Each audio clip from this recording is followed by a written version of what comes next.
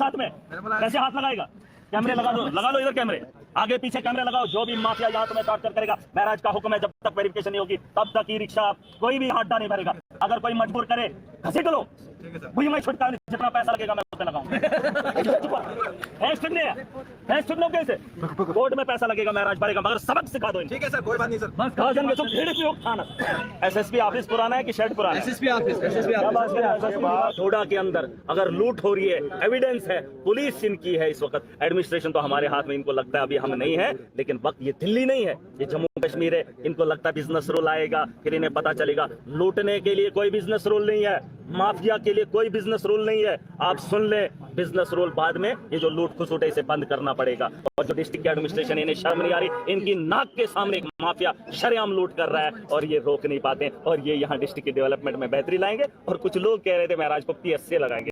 अरे बारी अगर महराज की है, कल जो तुम्हारी बारी है तुम बचोगे नहीं। मैं कानून से बच भी सकता हूँ क्योंकि मेरे पे दाग नहीं है, तुम इतने दागदार हो, वक्त तुम्हारा भी आएगा, तुम्हें बचाने वाला कोई नहीं होगा। इतने सबूत होंगे, इतने गवाह होंगे, छुड़ाने वाला कोई वकील तुम्हारी लड़ाई लड़ने के लिए नहीं होगा। अगर महराज पे आंच आ जाएगी, पूरी आवाम खड़ी हो जाएगी, वकालत करेगी और लगी हुई यहाँ पे, ये बोला गया। देखिए वो तो इनके हाथ में था, माफिया ही तो है। एडमिनिस्ट्रेशन और माफिया मिलकर यहाँ की आवाम को लूट रहा है, उनको मैं चेतावनी दे रहा हूँ। अब पासा पलट गया है, लोगों ने सोच वोट की बदल दी है। अब तुम्हारी बारी है, ये खेल दिलचस्प हुआ है।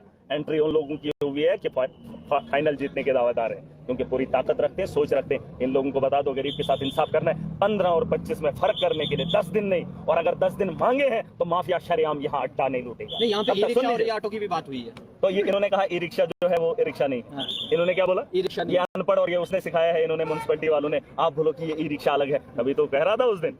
इनको पता ही नहीं कि ई क्या है, ये पढ़े लिखे लोग हैं। ये ई क्या है? ई रिक्शा ऑटो नहीं होता। सुने, ई रिक्शा ऑटो नहीं है, ये जाहिलों की जमात बैठी हुई है। और इस ई रिक्शा को समझने के लिए एडमिनिस्ट्रेशन ने 5 आदमियों की कमेटी बनाई है, और उस 5 आदमियों को समझना है कि ई क्या है, और 15 रुपए क्या है, और 25 रुपए क्या है। इसके लिए 10 दिन, और ये चलाएंगे डिस्ट्रिक्ट को। और महराज ने अगर रास्ते में इसका पता कर लिया और इनको